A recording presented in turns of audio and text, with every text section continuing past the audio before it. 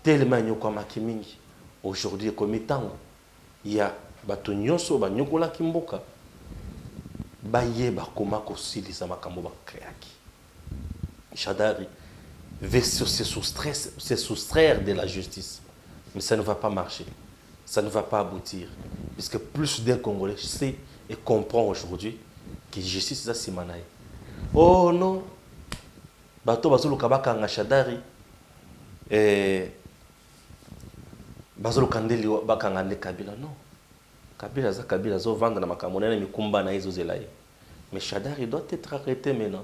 Pourquoi chercher à corrompre les avocats et les victimes pour bâtir la plainte? Non. Deuxième point, le président Félix, je vous ai dit que Mokolo est rentrée scolaire et académique. On a vu Cécile Chiombo. Cécile était là. Au Azali, présidente, il y a syndicat, il y a enseignant.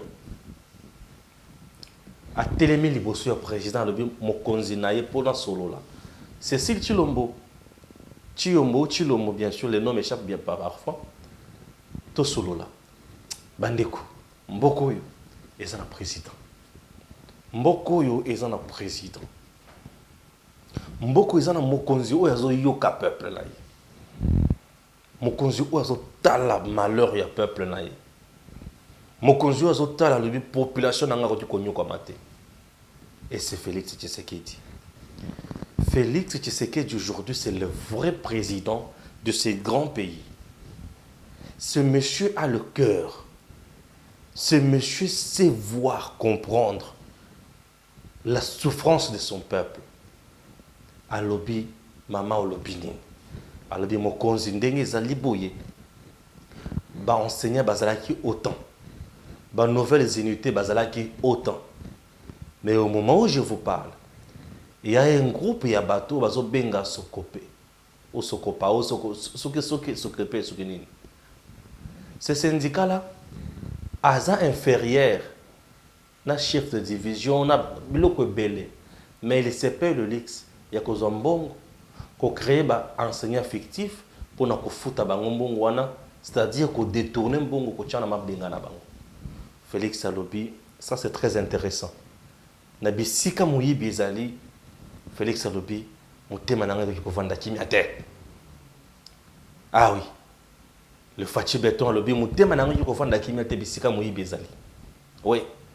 Alobi maman mokolo lobi yo na quelques bateaux boya na bureau. Bandeko et baby. Enseignement chikoyo et pelimoto. Kalamingite buroyoka bazo kanga bato bele. Dossier comme pas président. Président Sambisi bang Ayoki Bango. Ko Sambisi c'était comme ça là ko Sambisi za ba souci. Ayoki Bango. Président Ayoki Bango ça se rend vraiment compte que Bango bazana lukamonini. Bazo luka ba enseignant bas à la payer normalement. Bas à la payer normalement. Gims Lukumu Cécile Chiombo. Message où il y a pesaki président de la République. Ceux qui ont tali la vidéo tozana yango. On a un deuxième message. Oh, c'est ce que va tourner devant la presse et mon consent président. Suivons cet élément et on se retrouve juste après. Vous avez combien? 13 millions par antenne et à Sekopé. Aucune sous-division, 300 000 pambes. Aucune division urbaine, 500 000. Mais division urbaine, Azali mon congé à Sekop. Secrétariat général, Azali mon congé à Sekop. Comment Sekop a Kaboula Kambong? Listing, alobi aza listing ya travail. Listing à travail, ba komi montant. Soko kei na banque. Ba komela ki yo 380. O komi na banque ba pesi yo 320 000. O tuni balobi zonga na Sekop. O na Sekop balobi kende na service suivi de la paye. Aucun suivi de la paye. Ba bengeli yo ba Ecobank, ba Access Bank, ba yewana, ba bandi ko justifier o TVA, o compte bancaire, o makambo ebelebele. Okoyoka directeur Kayemba lobita bino ba banque l'état pesa bino rétribution. Mais comment ba pesa bango rétribution? Ba kata biso bambongo ebele boy. Yango esengeli mokonzi mboka yeba makambo. Enquête boko senga liste fictif wana Mon nom, je m'appelle Cécile Chiombo. Je suis le secrétaire général du syndicat des enseignants du Congo, SIECO. Nous sommes ici ce jour, puisque aujourd'hui c'était le jour où le ministre d'État, ministre à l'EPST, avait réaménagé son calendrier pour le retour des classes. Mais le SIECO avait tenu une assemblée générale le samedi 8 2020. Et il sortait de cette assemblée générale la décision suivante: la non-reprise des classes ce lundi 10 août 2020. Et il y avait des sous-points qui étaient annoncés. Les sous-points étaient que nous voulons savoir quelles sont les nouvelles unités que le SECOP garde dans les fichiers des enseignants, nouvelles unités. Puisque le ministre avait demandé que ces fichiers nous soient donnés, mais le SECOP avait refusé. Et nous, le 28 juillet, nous avons fait un sit-in exigeant la démission sans condition du directeur chef de service du SECOP. Pourquoi nous disons ça et nous exigeons son départ?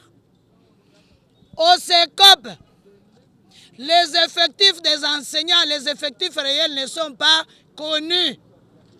Les effectifs de NU, après les contrôles qui étaient sur terrain, nous avions plusieurs effectifs.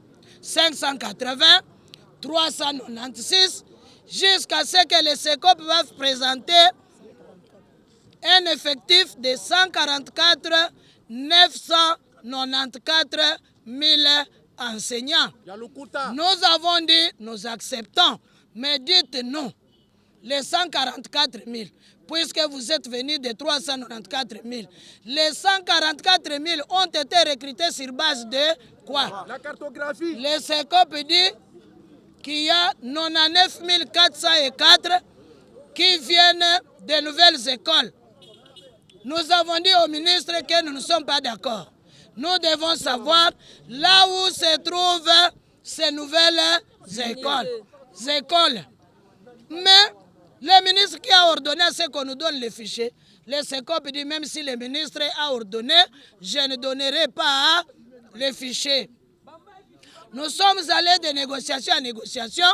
Le SECOP, dans ses manœuvres, ils peuvent tout dire. Ils peuvent dire ceci a donné 100 personnes de sa famille pour qu'il soit recruté au SECOP. J'ai dit oui, je peux déposer. Mais ce n'est pas ça le problème. Le problème est que les enseignants veulent avoir la véracité de ces fichiers-là. Nous ne voulons pas que les 800 millions que la Banque mondiale a donnés, malgré qu'il y a un don, que le chef de l'État puisse écoper une dette que le pays va payer et que cet argent soit bouffé par les experts du SECOP. Nous avons exigé l'enquête que le Conseil des ministres a ordonnée au Premier ministre. Que cette enquête, nous voulons dire au Président de la République, que cette enquête soit mise sur pied au plus vite que possible, puisque nous savons même dans une semaine comment récupérer les vraies nouvelles unités. Et qu'après cette enquête, les vraies nouvelles unités soient payées. C'est comme ça que le chef de l'État dit que je les vois demain, accompagné de 5 personnes. Et lorsque nous allons nous voir demain, nous allons nous voir encore avec le président de la République et les 2 ministres. Après, avec les 2 ministres, il va convier à notre présence les SECOP pour que chacun puisse donner la véracité des faits. Et après, nous allons voir qui dit vrai. Ça, c'était le message que Cécile avait apporté maintenant au président de la République. Alors le président de la République a yoki message wana après avoir koyoka bato na cabinet na ye. Abengisi bato mususu o banda kolia mbongo na cabinet na ye lisusu. Bato wana leur baye. Ayoki bango se rendre compte que bato wana bazana kati ya moyibi pe bazana kati ya ko détourner biloko. Mokonzi ya kombi maboko te apesi dossier wana na structure. Et structure na ye wana ya conseiller ya makambo ya lutte contre la corruption, blanchiment des capitaux et consorts. Apesi bango dossier. Bango leur batali dossier. Ba meki ko étudier dossier. Ba moni que à leur niveau makambo nyonso ko bima ndenge ko bima kitoko te. Ba tingi dossier na mbala moko na justice. Le dossier se retrouve dans la justice na minute to ali koloba boy. La justice, le parquet va maintenant commencer à enquêter, va instruire maintenant les dossiers. Le parquet a déjà appelé les deux parties à Yokasiko Bango. Ce sont des choses qui manquaient dans ce pays. Makambo Félix Azale Kosala Yangoan. Ces choses manquaient, je dis totalement dans ce pays. Il n'y en avait pas. Makambo Izalaki na mboko yote. Mais lelo yangoan. Qu'est-ce que vous pouvez nous dire aujourd'hui? Le président Félix a yebi makambo zali kosala. Ba dongolo biso banda ko finga, o ba banda ko bloquer matin midi soir. Lelo ba ko suka wapi? Lelo bazana kati ya soni. Miyibi nyonso bazali ko kangama malembe. 2 ans, 3 ans après, les gens comprendront maintenant. Félix était bon et meilleur dirigeant pour la RDC. Le meilleur, les sauveurs même aujourd'hui, les salvateurs, c'est Félix Tshisekedi. Le président que nous devons soutenir. Vous avez compris. Dès makambo obatobali cause la lamboko yangoana. Makambo mutunyo sazili cause la zo ayebi que ceux qui mo cause beti loboko na mesa c'est que le kambo eko salema yangoana. Bazo kangama déjà. Vous comprenez? Bazo kangama déjà. Dossier où il y a Kalev et il y a Bahati. Le dossier à Bahati. Na bete le solo mukena bato ba impunité na mboko. Izaki ba Kalev ba nemi mulanya bato ebele o ba kota na makambo wana pona ko détruire Bahati lukwebo. Impunité na mboka na biso. Pour ba détruire kaka Bahati lukwebo. Du fait que Bahati a tellement la Kabila. À l'obit, ouana ezali yangote, kuki comme ma biso la dictature ya boyete. Makambo ya Sénat ngai Bahati ne sengeli nazala président ya Sénat. Ba tellement la mingi. Ba sala de façon par tous les moyens. Ba boto la encore regroupement na ye. Ba pesi nenen kulu masala o azaki na ngote. Azoko rapé ko pimwate. Moi na soso ba pesi masala po api mwa ko mandeke ko komandeke te. O ndeke azamu non ako komandeke te. Akokite. Ba Kalev bazaki na makambo wana. Aujourd'hui Kalev est sans garde. Kalev le tout puissant aujourd'hui. Ba tu as impunité na mboko. O ba soutenir ki nenen kulu na ba démarche diabolique wana. Ba bengani le na aner. Ba longoli ba policiers sont qui pembe na ye. Voilà la justice. Voilà Moussala ndenge banda kozanga na mboka na biso. Mais écoute maintenant, aujourd'hui Bahati, asana kati ya kozana raison, ba pesi raison na ministère, vice-premier ministre intérieur. Loko la cour constitutionnelle le monaki qui est incompétente, il y a qu'à trancher le Cambouane. Mais aujourd'hui, Bahati a son regroupement. Le Mbika et le Steve Mbika et les gens impopulaires aujourd'hui Batunyon so bazaki semanene nkulu impopulaire o ba bénéficier na grâce ya Bahati Lukwebo le professeur. Aujourd'hui bazo se retrouver wapi. Mais le professeur a le but de la tienne c'est boya to sangana to kende liboso ko ezali lutte to ali kosala. Vous avez vu regroupement ezo kota na kati ya plateforme bazo bien to bien FCC to bengani mutu wana. Oh, est-ce que Nakati FCC Bahati était là comme une personnalité? Non. Il était là comme président. Il y a un regroupement monnaie statutaire encore. Mais du fait que Bazaki bato anarchie, ça la bêtise. Et aujourd'hui, Nanya Kotel Melachiko, Bahati Lukwebo. Il est toujours là, en force. La deuxième force en République démocratique du Congo. Il fait toujours son travail. Son travail évolue. C'est pour vous dire que Oyo nyonso vous allez komona ya mabe na mboka na biso vous allez kosila. Ezali kolimwa. Mboka na biso ko tombwama toujours. Et tant que mboka na biso ko tombwama, et c'est vous allez ya makasi koleka. Merci beaucoup. Encourageons toujours le président Félix et vous allez kitoko makasi. Merci à Gims. Merci à Nabino Banso Bolande biso de partout. Que Dieu bénisse la RDC et surtout que Dieu bénisse IW le paradis du bonheur.